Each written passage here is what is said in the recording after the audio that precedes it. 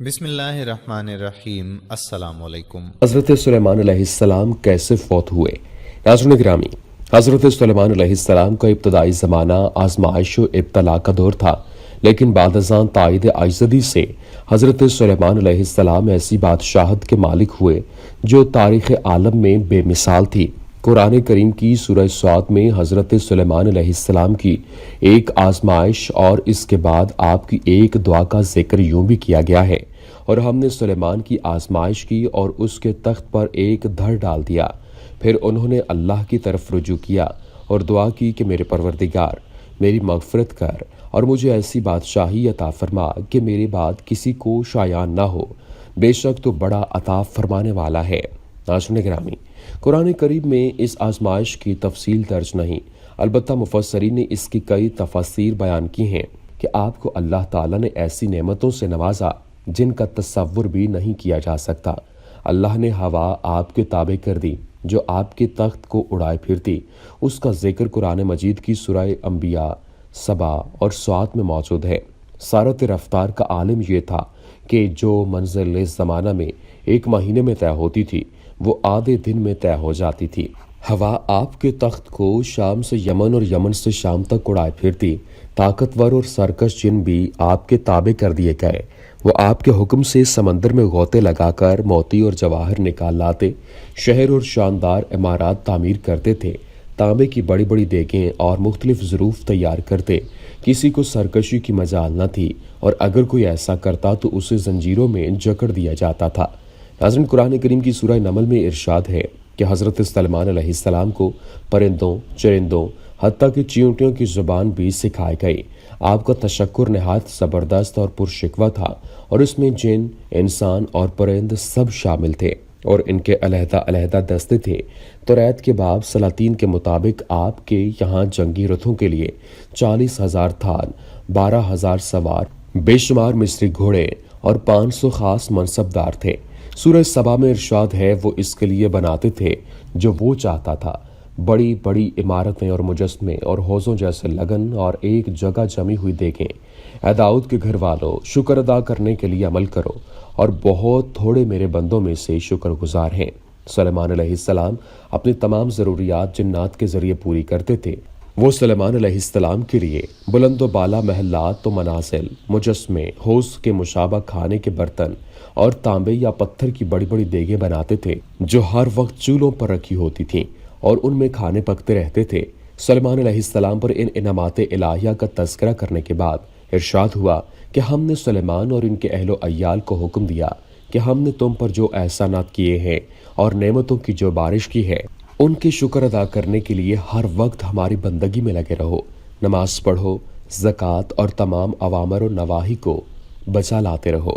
صحیح بخاری کی ایک روایت کے مطابق سیدنا مغیرہ بن شعبہ رضی اللہ تعالی عنہ بیان کرتے ہیں کہ حضور نبی کریم صلی اللہ علیہ وآلہ وسلم اس قدر قیام فرمایا کرتے تھے کہ آپ کے دونوں پاؤں، یا یہ کہا کہ آپ کی دونوں پنڈلیوں پر ورم آ جاتے تھے، اور جب آپ صلی اللہ علیہ وآلہ وسلم سے اس بارے میں کہا جاتا تھا کہ اس قدر عبادت شاکہ نہ کیجیے، تو آپ صلی اللہ علیہ وآلہ وسلم جواب میں فرماتے: کیا میں اللہ کا شکر گزار بندہ نہ بنوں؟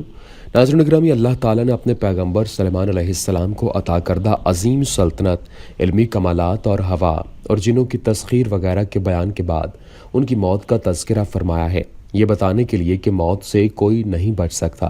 اگر اس سے کوئی بچتا تو سلیمان علیہ السلام ضرور بچ جاتے، جن کے پاس اتنی عظیم قوتیں تھیں۔ سورہ سبا میں ارشاد ربانی ہے: پھر جب ہم نے اس پر موت کا فیصلہ کیا تو انہیں اس کی موت کا پتہ نہیں دیا، مگر زمین کے کیڑے دیمک نے جو اس کی لاٹھی کھاتا رہا۔ پھر جب وہ گرا تو جنوں کی حقیقت کھل گئی کہ اگر وہ غیب جانتے ہوتے تو اس ذلیل کرنے والے عذاب میں نہ رہتے۔ اس آیت کریمہ میں اللہ تعالیٰ نے سلیمان علیہ السلام کی موت کا ذکر کیا ہے۔ جب سلیمان علیہ السلام کو خبر دی گئی کہ اب ان کی موت کا وقت آ چکا ہے، اس وقت آپ نے جنوں کو بیت المقدس کی تعمیر پر لگایا ہوا تھا، چنانچہ اللہ تعالیٰ نے سلیمان علیہ السلام کی موت کی خبر کو جنوں سے چھپا دیا تاکہ لوگ جان لیں کہ جن غیب کی کوئی بات نہیں جانتے۔ چنانچہ سلیمان علیہ السلام ایک لاٹھی پر ٹیک لگا کر کھڑے ہو گئے اور اسی حال میں ان کی موت آ گئی، لیکن جن کام کرتے رہے اور انہیں ایک مدت تک اس کی خبر نہ ہوئی۔ جب اللہ نے چاہا تو دیمک نے اس کی لاٹھی کو نیچے سے کھا لیا اور سلیمان علیہ السلام کا جسم زمین پر گر گیا۔ تب جنوں کو ان کی موت کی خبر ہوئی کہنے لگے کہ اگر انہیں غیب کا علم ہوتا تو ایک مدت سے عذاب میں نہ رہتے۔ ناظرین گرامی، کہا جاتا ہے کہ بیت المقدس اور مسجد اقصی کی تعمیر کا خیال حضرت داؤد کو آیا، لیکن وہ جنگی اور سیاسی مصروفیات کے باعث اسے عملی جامہ نہ پہنا سکے۔ چنانچہ آپ نے آخری وقت میں حضرت سلیمان علیہ السلام کو اس کی تعمیر کی وصیت کی۔ آپ نے سور یعنی لبنان، جسے پہلے فینیشیا بھی کہتے تھے، کہ حکمران جرام کو پیغام بھیجا کہ لبنان سے دیودار اور صنوبر کی لکڑی اور عمدہ قسم کا پتھر بھجوائے۔ جرام نے جواباً مطلوبہ اشیاء کے ساتھ سونے، چاندی اور پیتل کی صنعت کا ایک بہت بڑا ماہر بھی آپ کی خدمت میں روانہ کیا۔ حضرت سلیمان علیہ السلام اس کا معاوضہ اس طرح ادا کیا کہ سالہ سال آپ اسے غذائے رسد فراہم کرتے رہے، اور بعد میں آپ نے غلیل کے 20 شہر اسے سونپ دیے۔ خروج مصر کے 480ویں اور سلیمان علیہ السلام کی حکومت کے چوتھے سال کے دوسرے مہینے یعنی 960 قبل مسیح میں مسجد اقصی کی تعمیر کا آغاز ہوا، اور یہ عمارت 7 سال 6 ماہ میں مکمل ہوئی۔ ناظرین، ایک روایت کے مطابق حضرت سلیمان علیہ السلام نے 41 سال تک بے مثال حکومت کرنے کے بعد سن 924 قبل مسیح میں وفات پائی۔ آپ کی وفات کا واقعہ بھی بے حد عجیب ہے۔ آپ نے جنوں کو کسی تعمیراتی کام پر مامور فرمایا اور خود شیشے کے کمرے میں بند ہو کر عبادت الہی میں مصروف ہو گئے۔ آپ ایک عصا کے سہارے کھڑے تھے کہ اسی عالم میں موت کا پیغام آ گیا۔ آپ کا انتقال یوں ہی ہوا، لیکن آپ بدستور کھڑے رہے۔ جن آپ کو کھڑا دیکھتے اور سمجھتے کہ آپ موجود ہیں اور ان کے کام کی نگرانی کر رہے ہیں۔ ایک مدت کے بعد جب آپ کو بتائے ہوئے سب کام مکمل ہو گئے تو عصا کو گھن لگ گئی اور وہ گر پڑا۔ تب جنوں کو معلوم ہوا کہ آپ وصال فرما چکے ہیں اور اب وہ مطیع و غلام نہیں رہے۔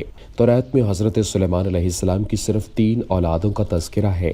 ان میں سے ایک بیٹا ردسوام ہے جو آپ کے بعد تخت نشین ہوا۔ اس کی شادی اپنی چچا زاد حضرت سلیمان علیہ السلام کے سوتیلے بھائی ابی سلوم کی بیٹی معاکہ سے ہوئی، جبکہ اس کی دوسری بیوی کا نام مہالات بیان ہوا ہے۔ دعا ہے اے رب کریم مولا، ہمارے اوپر اپنی رحمتوں کا نزول فرما اور ہمارے صغیرہ و کبیرہ گناہوں کو معاف فرما، آمین یا رب العالمین۔